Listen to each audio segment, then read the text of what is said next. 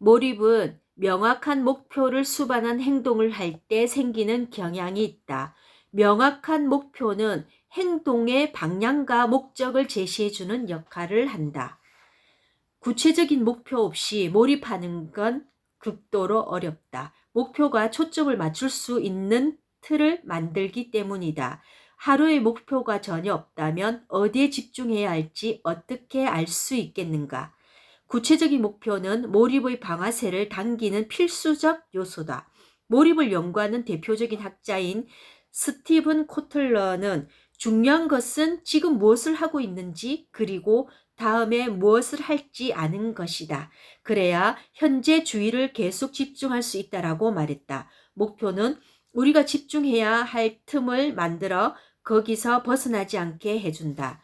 큰 목표를 작은 과정으로 나눌 때 몰입이 가장 잘 된다. 축구 선수라면 우승에 지나치게 초점을 맞추기보다 단순하게 공격 기회와 구체적인 플레이에 집중하는 게 낫다. 우승에만 매달리기보다 코너킥이나 다음 공격 기회를 얻으려고 노력해야 한다. 그것이 승패를 가린다.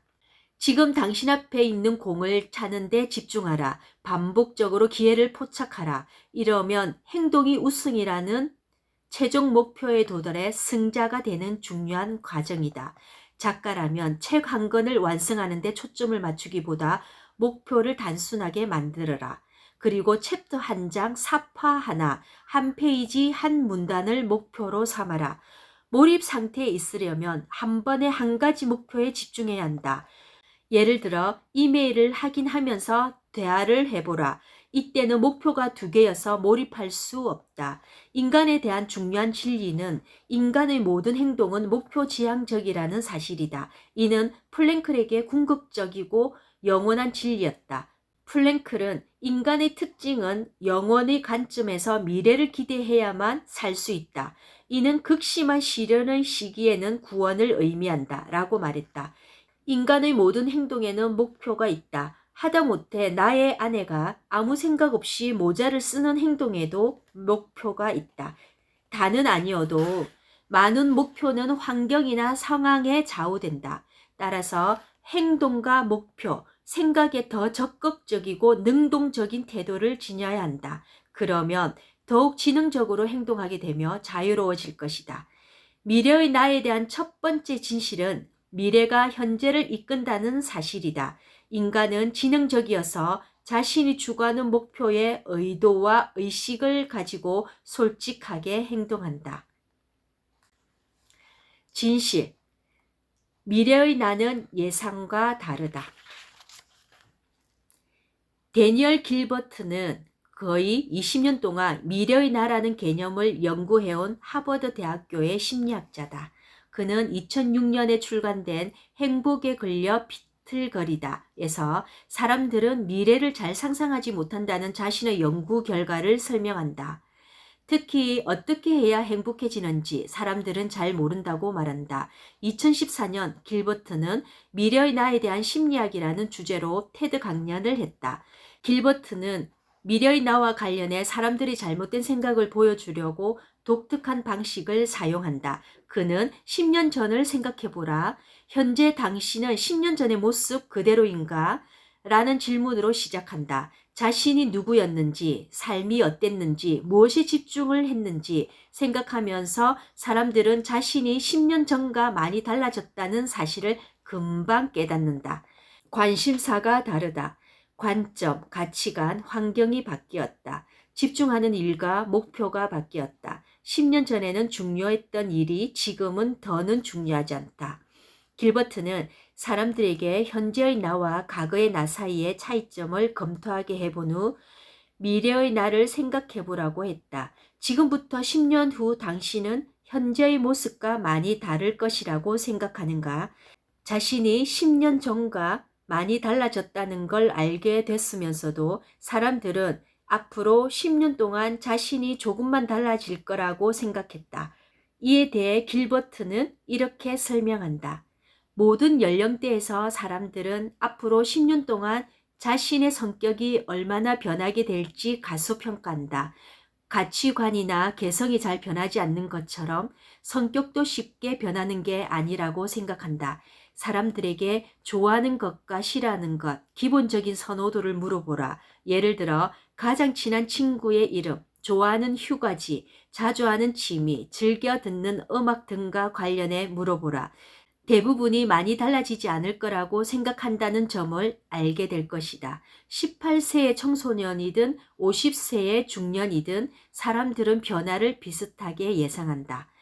우리는 지금 자기 모습이 대부분 완성된 모습이라고 생각하는 경향이 있다. 지금의 내 모습이 진정한 나고 앞으로도 비슷할 거라고 생각한다. 조금은 변할지 모르지만 크게 달라지지 않는다고 생각한다. 현재의 내가 진짜 나라고 믿는다. 심리학자들은 이러한 현상을 경력의 막다른 길 환상이라고 말한다. 과거와는 많이 변했지만 미래에는 크게 달라지지 않을 거라는 믿음이다. 사람들은 흔히 미래의 내가 현재의 모습과 거의 같을 거라고 생각한다. 길버트는 이런 현상의 주요 원인을 기억은 쉽고 상상은 어렵기 때문일 수도 있다고 설명한다. 이어서 그는 말한다. 사람들 대부분은 10년 전 자신의 모습을 기억할 수 있다. 하지만 미래에 어떤 모습이 될지는 잘 상상하지 못한다. 그리고 상상하기 어렵기에 일어나지 않을 거라고 착각한다. 미안하지만 상상이 안 된다라고 말하는 것은 상상력 부족만 자인하는 꼴이다. 어떤 일을 상상할 수 없다고 해서 그 일을 일어날 가능성이 없다는 말은 아니다. 저명한 심리학자 캐롤 더웩은 현재의 나와 미래의 내가 본질적으로 같은 사람이라는 믿음을 고정 마인드셋이라는 용어로 설명한다. 더웩은 이렇게 말한다. 고정 마인드셋을 지닌 사람은 지능이나 재능 같은 자신의 기본적 능력이 단순히 고정된 특성이라고 믿는다. 그들은 지능이나 재능을 개발하는 일이 아니라 그런 특성을 기록하는 일에 시간을 보낸다. 고정 마인드셋을 지닌 사람은 미래 자신의 모습을 전혀 상상하지 못한다. 그들은 자신감이 부족해서 언제든 정체성이 무너질 수 있다. 그리고 어떤 형태의 실패라도 무조건 피하려고 한다. 고정 마인드셋을 지닌 사람이 실패하면 그 실패가 무엇을 의미하는지 뻔하기 때문이다. 고정 마인드셋을 지닌 사람은 지금의 모습이 진짜라고 믿는다. 그들에게는 현재의 내가 가장 중요하다. 그들은 자신의 현재 모습을 변하지 않는 모습으로 규정해 버린다. 변하지 않는 그들은 이게 나야, 이 모습이 영원한 나의 모습이야 라는 내적 대화를 한다. 길버트의 연구가 강조하는 바에 따르면 사람들 대부분이 자신의 모습에 대해 고정 마인드셋을 지니고 있다. 많은 사람이 미래의 내가 현재의 나와 크게 달라지지 않을 거라고 생각한다. 한 낯선 사람이 10년 전의 당신, 현재의 당신과 대화를 나눈다고 해보자. 그러면 그 사람은 완전히 다른 두 사람과 대화를 나누는 것이다. 미래의 당신과 그처럼 달라질 것이다. 미래의 나에 대해 네 번째 위협에서 살펴본 것처럼 미래의 나를 다른 사람으로 봐야 미래의 나와 연결성을 가질 수 있다. 길버트의 연구대로 10년 전에 자신을 생각해 보면 미래의 내가 자신의 예상과는 상당히 다를 것이라는 점을 의식적으로 노력하지 않아도 깨달을 수 있다. 미래의 나는 오늘 모습과 완전히 다르다. 미래의 나는 세상을 다르게 본다. 미래의 나는 현재의 나와 다른 목표와 관심사를 가진다.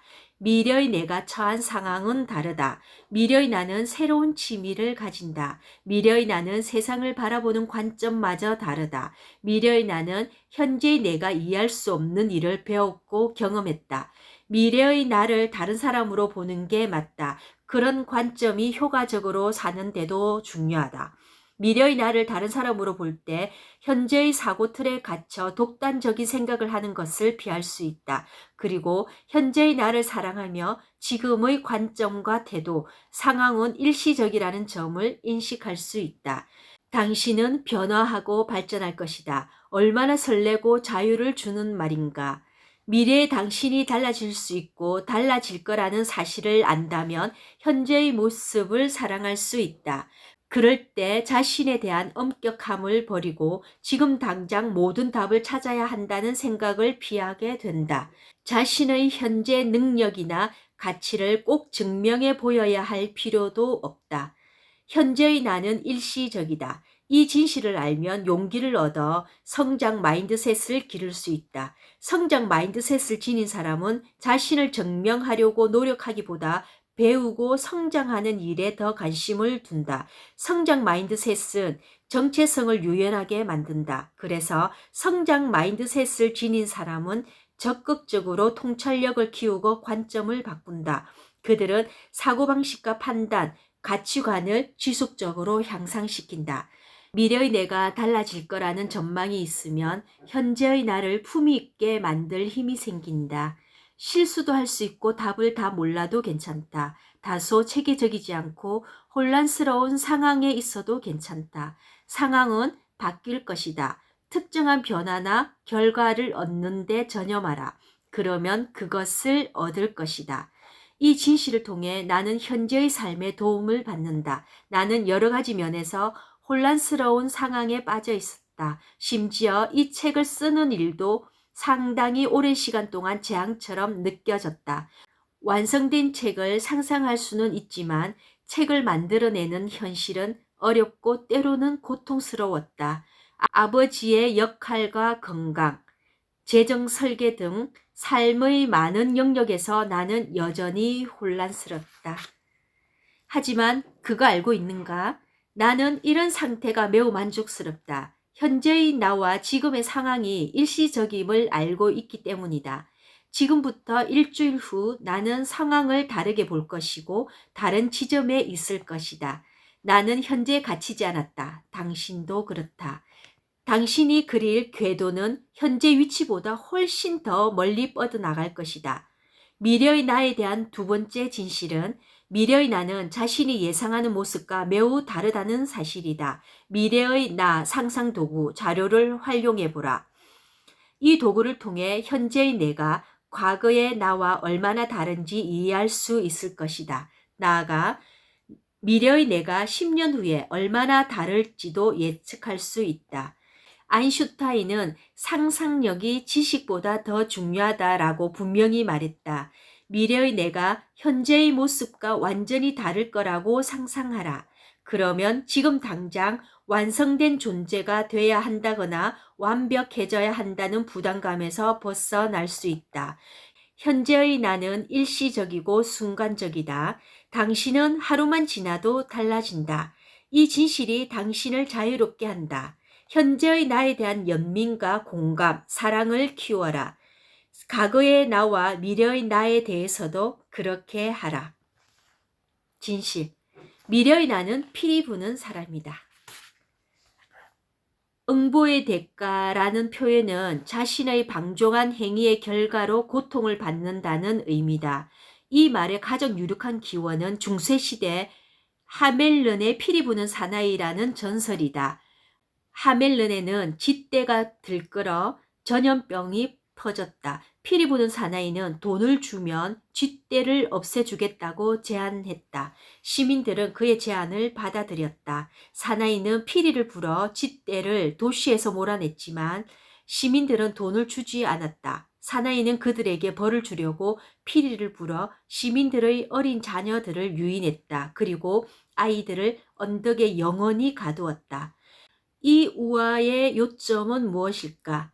자신이 하는 모든 행동은 좋게든 나쁘게든 결과가 생긴다는 것이다. 어떤 행동을 하든 그 행동에 다양한 요소가 결부되어 결과가 생긴다. 미래의 나는 현재 결정이 쌓이고 쌓여 생긴 결과다. 피리 부는 사람은 미래의 나다. 그리고 피리 부는 사람은 반드시 대가를 치르게 한다. 미래의 나에게 벗어날 수 있는 사람은 없다. 따라서 대가를 치르는 일을 피할 수 있는 사람도 없다. 우리에게 있는 유일한 선택지는 대가를 언제 얼마나 치르느냐다. 작가 짐 론은 훈련의 무게는 얼마 안 되지만 후회의 무게는 수톤에 이른다라고 말했다. 훈련의 비용이 몇 달러라면 후회의 비용은 수백만 달러다. 이 원칙을 통해 미래의 나에게 훈련의 비용을 지불할 것인지 후회의 비용을 지불할 것인지 생각해 볼 수 있다. 날마다 미래의 나에게 훈련의 비용을 지불하면 조금씩이라도 일관된 투자를 함으로써 엄청난 혜택을 얻는다. 그러니까 미래의 나에게 투자할 때마다 단지 훈련의 비용만 지불한 게 아니라 투자를 한 것이다. 그렇게 투자함으로써 미래의 나는 지속적으로 더욱 탁월하고 훌륭해진다. 반대로 미래의 나에게서 계속 무언가를 빌려오면 미래의 어느 시점에 그것을 갚아야 한다. 미래의 내가 갚아야 할 것은 좋은 것보다 나쁜 것이 더 많다. 미래의 나에게서 빌려오는 것은 대개 단기적인 보상이나 방종의 행위다. 이런 것은 장기적으로 긍정적인 효과가 없고 종종 부정적인 결과를 초래한다. 순간적인 기분에 좌우되는 행위는 큰 대가를 치르게 마련이다. 미래의 나에게서 건강, 배움, 재정, 시간을 계속 빌려다 써서 미래의 나를 빚의 수렁으로 빠뜨릴수록 최종적으로 지불해야 하는 대가는 더 고통스럽고 클 것이다. 빚이 계속 쌓이면 지불해야 하는 이자가 점점 늘어난다. 당신의 모든 행동은 두 가지로 나뉜다. 즉, 당신이 어떤 행동을 하든 그것은 미래의 당신이 갚아야 할 비용 아니면 미래의 당신에 대한 투자다. 미래의 나에게서 빌려온다는 것은 장기적인 결과보다 당장 혹은 단기적인 보상에 더 초점을 맞춘다는 뜻이다. 돈이든 시간이든 현재 자신이 창출하고 있는 수준으로만 써야지 그 이상 쓰려고 하면 미래의 나를 빚더미에 앉히는 것이다. 소소한 행동 하나하나가 쌓여 미래의 나를 빚더미로 몬다. 그러면 어떤 식으로든 대가를 치를 수밖에 없다. 정신적으로나 감정적으로나 영적으로나 신체적으로나 건강이 약해질 수 있고 인간관계가 흔들릴 수 있다. 그런 일이 반복되면 비만, 게으름, 혼란, 단절이라는 대가를 치르게 된다. 이 대가가 당신을 지배하게 될 것이다. 당신이 그것을 지배할 수는 없다. 1990년대 감자칩 회사 프링글스는 광고에서 뚜껑이 뽕 열리는 장면과 함께 다음 카피를 내세웠다. 한번 열면 멈출 수 없어. 그러면 중독성이 매우 강한 대가를 치르게 된다. 프링글스 감자칩을 딱 한 개만 먹어본 적이 있는가? 한 개만 먹는 것은 사실상 고문이다. 그래서 대부분의 사람들은 일단 통을 열어 한 입 먹고 나면 이를 멈추지 못한다. 아무 생각 없이 했지만 값비싼 대가를 치르는 행동이 모두 그렇다. 일단 한 번 하면 멈출 수 없다. 예를 들어 메시지를 확인하려고 무의식적으로 스마트폰을 보면 하루 종일 스마트폰만 만지작거리는 중독 증상이 나타날 수 있다. 한 번 하면 멈출 수 없다. 그리고 대가를 치른다. 아침에 일어나서 무의식적으로 스마트폰을 보는 것은 감자칩 하나를 집는 것과 비슷하다. 무언가를 보고 들으려고 스마트폰을 들여다볼 수는 있다. 하지만 그 행동으로는 충분한 정보를 얻을 수 없다. 스마트폰으로 얻는 정보는 수명이 매우 짧기 때문이다. 상황을 다르게 보고 싶은가? 그렇다면 스마트폰을 미래의 나를 비만으로 만드는 감자칩이라고 생각하라. 값비싼 대가를 치른 근시안적인 결정을 내릴 때마다 감자칩을 먹고 있다고 생각하라. 한 번 뚜껑을 열면 즐거움은 멈추지 않는다. 그리고 장기적으로는 건강을 해친다. 단기적인 보상을 추구하며 미래의 나에게 빌려 쓰는 행위를 피해야 한다. 그런 행동과 반대로 행동하라. 그것이 미래의 나에게 투자하는 것이다. 미래의 나를 빚더미에 앉게 하지 말고 부유하게 만들어야 한다. 미래의 나를 시간과 돈, 인간관계에서 자유롭게 만들어라. 막연한 목적의식에서 벗어나게 하라. 미래의 나에 대한 투자는 목표를 이루기 위해 하는 의식적인 행동이다. 배움, 건강, 인간관계, 경험 등 구체적인 일에 의식적으로 투자할 때마다 미래의 나는 점점 성숙해지고 유능해지며 더 많은 자유를 얻는다. 투자한 모든 것은 시간이 흐르면서 쌓이고 쌓여 복리를 안겨주어 미래의 나를 더 부유하게 만든다. 투자를 빨리 시작할수록 미래의 나는 더 높은 복리를 받는다. 아인슈타인은 이렇게 말했다. 복리는 세계 8대의 불가사의다. 복리를 이해하는 사람은 복리로 돈을 번다. 자신이 내지 않은 것을 얻는다. 복리 효과는 작은 변화가 모여 극적인 결과를 낳을 수 있다는 점을 보여준다. 이는 자신의 선택이 가져오는 파급 효과다. 인생에서 당신은 뿌린 것만 거두는 것이 아니라 뿌린 것보다 더 많이 거둔다. 모든 것이 시간이 흐르면서 복리 효과를 만든다. 작은 행동이 모여서 좋게든 나쁘게든 중요한 결과를 낳는다. 좋은 책 한 권을 읽는다고 해서 인생이 바뀌지는 않지만 이후 또 한 권을 읽게 되고 그 다음 또 한 권을 읽게 된다. 그러면 지식과 통찰력이 점점 쌓여 예측하지 못한 변화와 결과를 만든다. 시간이 흐르면서 다른 사람이 되는 것이다. 이 모든 것의 시작은 책 한 권이다. 미래의 나는 현재 행동의 복리 효과로 만들어진다. 미래의 나는 지금 생각하는 모습보다 더욱 확장된다. 그 크기와 잠재력은 상상할 수 있는 수준을 훨씬 넘어설 것이다.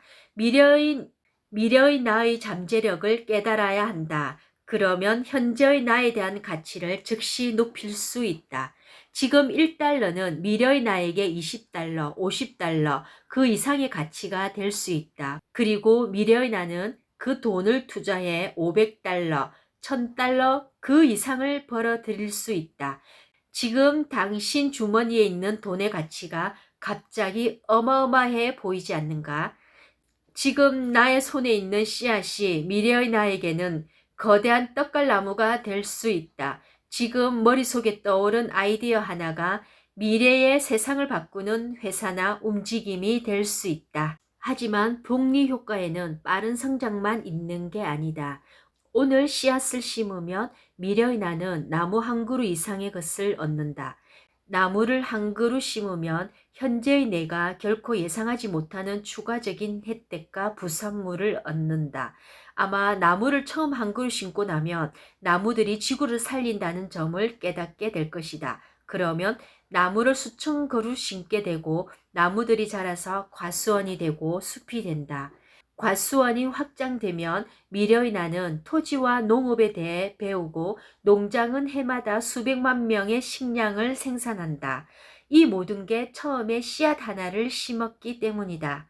당신이 한 달에 50달러씩 주식에 투자했다면 처음에는 얼마 안 되는 돈 같지만 6개월 후에는 총 300달러가 된다. 이 액수가 어쩌면 지금까지 당신 인생에서 가장 많이 모은 돈일지도 모른다. 이런 행동은 자신의 정체성에 영향을 미친다. 당신은 투자하고 수익을 올리는 사람이라는 정체성을 갖게 된다. 메타 분석에 따르면 자신감은 앞선 성공을 통해 얻는 부산물이다. 작은 성공을 여러 번 경험하면 자신감이 상승한다. 그러면 자신이 미래에 무엇을 할 수 있을지 더 폭넓게 상상할 수 있다. 300달러를 벌 수 있으니 나는 3000달러도 벌 수 있을 거야. 3000달러를 벌 수 있으니 나는 30만 달러도 벌 수 있을 거야. 라는 생각이 든다. 자신감이 커지면서 동기도 커진다. 성공할 수 있다는 것을 믿고 시야가 점점 확장되기 때문이다. 그러면 가슴 뛰는 결과를 만들어내겠다는 동기에 불이 붙는다. 대부분의 사람이 직면하는 주요 문제는 투자를 전혀 하지 않거나 너무 늦게 시작하는 것이다. 소규모 자금으로 하는 투자를 대부분 꺼린다는 것도 문제다. 이왕 할 바에는 크게 투자해야 한다고 생각한다. 하지만 행동을 취할 때는 큰 목표를 최대한 작은 단위로 나눠야 한다. 스탠퍼드 대학교 행동과학자이자 습관의 디테일의 저자 BJ 포그는 사소한 행동이 어떻게 습관을 만드는지 발견했다. 성공하려면 결국에는 크게 투자해야 한다. 하지만 그 지점까지 가려면 먼저 작은 것으로 시작해야 한다. 많은 사람은 풋내기나 초보자라 보이고 싶지 않기 때문에 소규모로 시작하는 걸 꺼린다. 무엇이 됐든 미래의 나를 위한 작은 투자를 시작하라. 11달러를 주고 책을 사라. 체육관에서 30분 몸을 단련시켜라. 복리 효과를 내고 싶은 모든 영역에서 일단 투자를 시작하라. 2015년 박사과정 첫 해에 나는 전문 작가가 되는 길에 뛰어들었다. 출판 에이전트와 전문 작가들과 대화를 나눈 후 책을 출판하려면 먼저 독자를 늘려야 한다는 점을 깨달았다. 그래서 블로그를 시작했다. 존 모로우라는 사람이 만든 198달러짜리 온라인 강좌도 찾았다.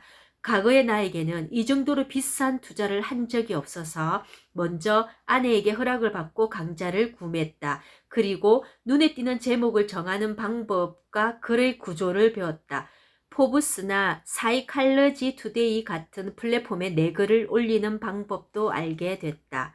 이 투자는 정신 나간 짓이 아니었다. 강좌에 돈과 시간, 노력을 투자한 결과 나는 블로그 글쓰기에 전념하게 됐다. 그래서 글을 잘 쓸 수 있다는 자신감을 얻었고 글을 능력도 생겼다. 나는 글쓰기에 몰두해 처음 몇 달 만에 50개의 글을 썼다.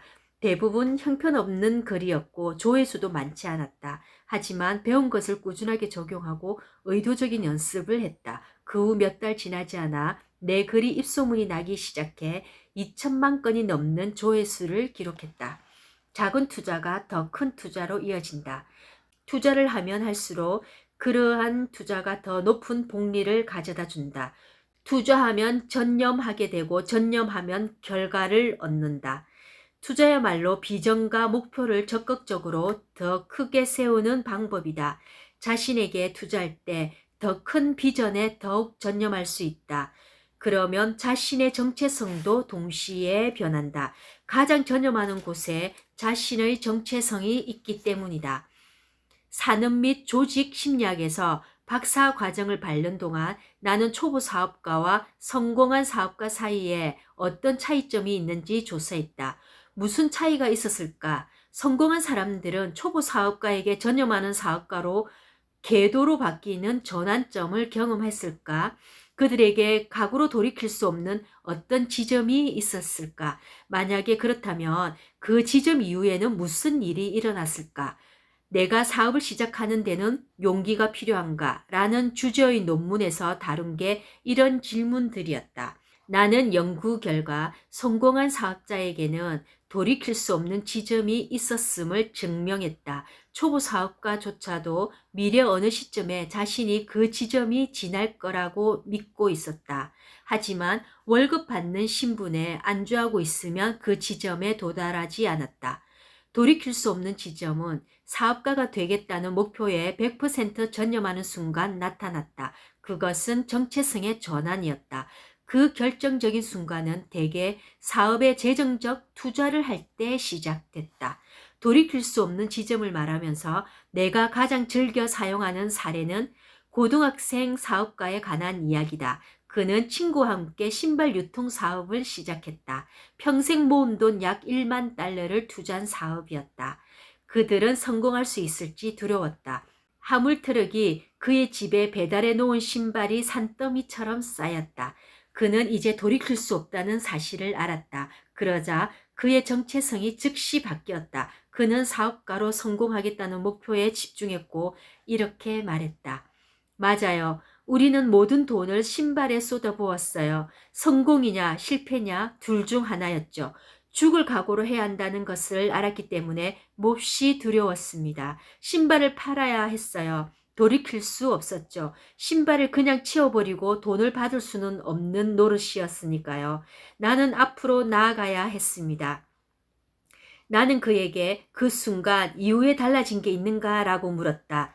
그 이후 나는 우리가 정말로 물건을 팔고 있다는 사실을 깨달았습니다. 그때부터 나는 무엇이든 할 수 있다는 것을 알게 됐어요. 그 순간 나는 실제로 사업을 시작했다고 느꼈죠. 나는 사업에 투자하고 이제는 그 사업을 운영해야 했습니다. 그때 내가 실제로 회사를 운영하고 있다는 사실을 깨달은 것 같아요. 동료들을 대하는 나의 리더십이 완전히 달라졌죠. 그는 투자함으로써 전념하게 됐다. 그 다음 정체성이 바뀌었다. 그 순간부터 그는 훨씬 더 적극적이고 대담한 행동으로 리더십을 발휘했다. 그리고 성공했다. 투자하기 전에는 사업적 성공에 100% 전념하지 못했다. 물론 신발 유통 사업이라는 아이디어를 가지고 있었고 그 사업에 점점 더 많은 관심을 두기는 했지만 돈을 투자하기 전에는 당시 하고 있던 다른 일들을 전념했다. 하지만 일단 투자한 다음에는 그는 하나의 목표에 온전히 전념했다. 새로운 일에 전념하면서 그의 정체성은 그 일에 맞게 달라졌다. 그리고 새로운 정체성에 맞게 행동도 달라졌다. 이것이 적극적으로 변화하고 비전을 크게 세우는 방법이다. 더 큰 비전을 세울 때 정체성과 행동이 변한다. 투자를 많이 할수록 더욱 전념하게 된다. 투자를 많이 할수록 더욱 비전이 커진다. 시간과 돈, 재능을 투자하라. 현재 잠재력의 한계를 무너뜨리는 방법이 투자다. 투자를 통해 당신은 자신이 어떤 존재가 될 수 있으며 무엇을 할 수 있는지에 대한 의식을 갖게 된다. 투자라는 이 심오한 행위는 잠재의식에 당신이 현재보다 훨씬 탁월한 존재가 될 수 있다는 신호를 보낸다. 데이비드 호킨스는 무의식은 우리가 마땅히 받아야 한다고 믿는 것만 갖게 한다 라고 말했다. 미래의 나에 대한 세 번째 진실은 미래의 나는 피리 부는 사람이라는 사실이다. 따라서 지금 자신에게 투자해야 한다. 그러지 않으면 미래의 나는 빚더미에 올라앉는다. 피리 부는 사람은 어떤 식으로든 대가를 치르게 만든다. 지금 투자를 시작하라. 그 다음 투자를 점점 더 크게 늘려라. 미래의 내가 고맙게 생각할 것이다. 진실. 미래의 나를 생생하고 자세하게 그릴수록 더 빠르게 발전한다. 14세 된 아들 칼렙은 테니스를 열심히 친다. 일주일에 3번에서 5번 레슨을 받고 거기에 더해 매달 많은 시합을 치른다. 하지만 거의 1년 동안 칼렙은 시합에서 대부분 졌다. 연습을 엄청나게 했고 상대보다 기술이 더 좋을 때가 많았는데도 결과가 그랬다. 최근 칼렙의 코치는 아들을 한쪽으로 데리고 가서 너에게는 잠재력이 있어 테니스로 대학에 가고 싶니? 라고 물었다. 코치는 칼렙에게 테니스 아카데미를 알려주었다. 그 아카데미는 테니스로 대학에 갈 수 있는 수준의 기술을 배울 수 있는 곳이었다. 아카데미에 가려면 칼렙은 자신의 UTR을 3점으로 올려야 했다. UTR은 최하 0점에서 최대 16.5점까지 있다. 칼렙과 나는 UTR 제도에 대해 알게 된 후 정상에 있는 프로 선수들과 칼렙이 가고 싶어하는 대학의 테니스 선수들을 조사했다. 2022년 1월 4일 세계 랭킹 1위의 테니스 선수는 노박 조코비치고 그의 UTR은 16.26점이었다. 미국 랭킹 2위의 여자 선수는 세리나 윌리엄스고 그의 UTR은 12.93점이었다. 두 달 후 칼렙은 UTR을 1.4점에서 2.8점으로 올려놓았다. 칼렙은 원하는 대학에 들어가려면 UTR이 9점이 돼야 했고 아카데미에 등록하려면 UTR을 3점으로 올려야 한다는 것을 알고 다음 목표를 명확하게 세웠다. 칼렙이 명확한 목표를 세우고 과정을 측정한 다음부터는 9번의 시합에서 연속적으로 이겼다. 칼렙은 이겨야 할 이유가 있었다. 시합 하나하나가 자신의 UTR 점수에 영향을 주었기 때문이다. 과정을 명확하게 측정하고 단계마다 이루어야 할 목표가 있었기에 칼렙은 더욱 열심히 연습에 매진하고 시합에 전략적으로 임해야겠다는 동기를 얻었다. 이전에 칼렙은 측정 과정을 시합은 물론 장기적인 미래의 모습과 연결하지 못했다. 이제 칼렙은 UTR 10점 이상을 얻어 대학교에서 선수 생활을 하는 미래의 나를 생생하게 그린다. 그리고 미래의 나로 가는 과정을 측정할 수 있다. UTR 3점이라는 명확한 목표, 발전 과정을 측정할 수 있는 시스템, 시합에 진지하게 임해야 하는 이유, 이 세 가지가 생기니 마치 스위치를 켠 것 같았다. 칼렙은 승리를 원했다. 미래의 나에 대한 네 번째 진실은 미래의 나로 가는 과정을 자세하게 측정할수록 목표를 향해 더 빠르게 발전한다는 사실이다. 측정 가능한 지표와 미래의 나에 대한 생생한 비전, 명확한 단기 목표들이 결합될 때 효과적으로 발전할 수 있다. 이런 요소들이 없으면 방황하게 된다. 책이나 영화를 보면 길을 잃은 사람들이 원을 그리며 방황하는 모습이 자주 나온다. 그래서 연구자들은 그 현상을 테스트했다. 사람들은 명확한 방향이 없을 때 원을 그리며 방황하는가? 막스 플랑크 생물학적 인공두뇌학 연구소의 과학자들은 실험 참가자들을 울창한 숲으로 데리고 가 직선으로 걸어가라 라는 간단한 지시를 했다. 숲속에는 실험 참가자들을 안내하는 표지판이 없었다. 그래서 그들은 자신의 방향 감각과 똑바로 걸어갈 수 있는 능력에만 의존해야 했다. 실험이 끝난 후 질문을 받은 몇몇 참가자들은 자신이 직선 경로를 벗어나지 않았다고 확신했다. 하지만 GPS 분석을 관찰하니 그들은 지름 20m 이내의 원을 그리며 걸었다. 실험 결과 사람들은 자신이 걷는 방향에 대한 믿을 만한 단서가 없으면 실제로 원을 그리며 걷는다라는 사실이 밝혀졌다. 원을 그리며 걷는 이유에 대한 초기 이론 중 한 가지는 사람들의 다리는 한쪽이 다른 쪽보다 길어서 걷다 보면 직선을 약간 벗어난다는 것이다. 하지만 똑같은 사람을 여러 번 테스트했을 때 원을 그리며 걷는 방향이 오른쪽일 때도 있고 왼쪽일 때도 있어서 이 이론은 틀렸음이 증명됐다.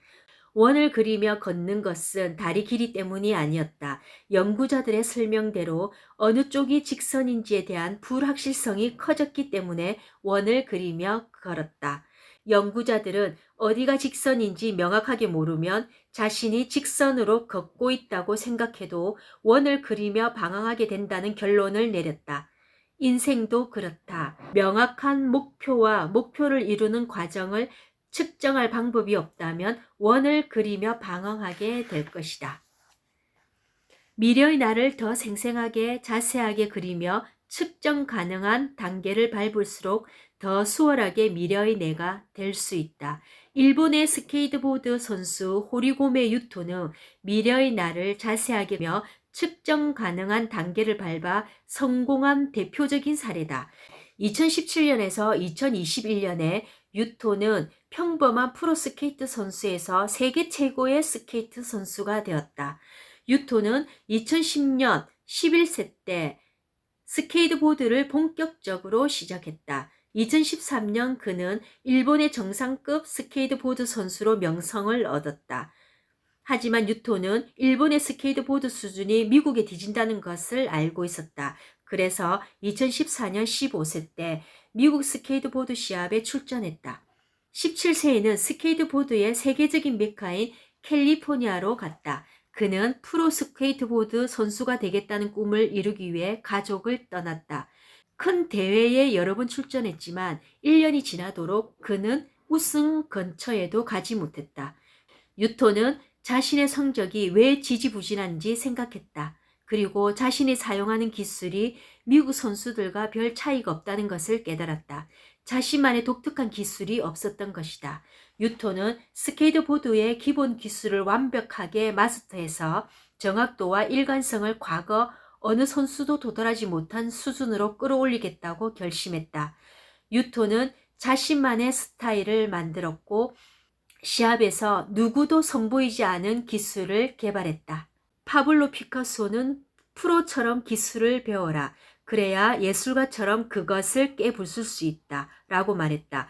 2016년에서 2019년까지 유토는 목표를 정비해 덜 중요한 목표를 제거하고 중요한 목표를 한 곳에 레이저와 같은 초점을 맞췄다. 인터뷰에서 그는 말했다. 솔직하게 말하면 매일 연습하는 게 큰 도움이 됐어요. 유토는 초등학교 졸업 앨범에 적었던 세계 최고의 스케이트보드 선수가 되기 위해 라는 미래의 나에 대한 비전을 회상했다. 목표를 이루려면 스케이트보드 선수로서 장인이 돼야 했다. 그는 많은 시간을 훈련에 투자했고 획기적인 기술을 선보이는 자신의 모습을 상상하며 탁월한 스타일을 연마해 나갔다. 유토의 스케이트보드를 지켜보는 일은 연습과 정확함, 지능적 계획을 관람하는 축제다. 그의 기술은 세련되고 치밀하며 매끄럽다.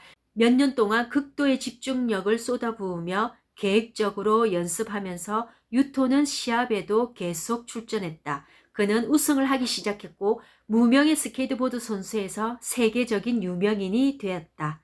평범한 기술을 쓰던 유토는 최고의 기량을 뽐내며 독특한 기술을 발휘했다. 유토는 2019년 미네소타에서 열린 X게임에서 금메달을 따고 세계 2위의 스케이트보드 선수가 되었다. 이어서 그는 2020년 도쿄올림픽으로 초점을 옮겼다.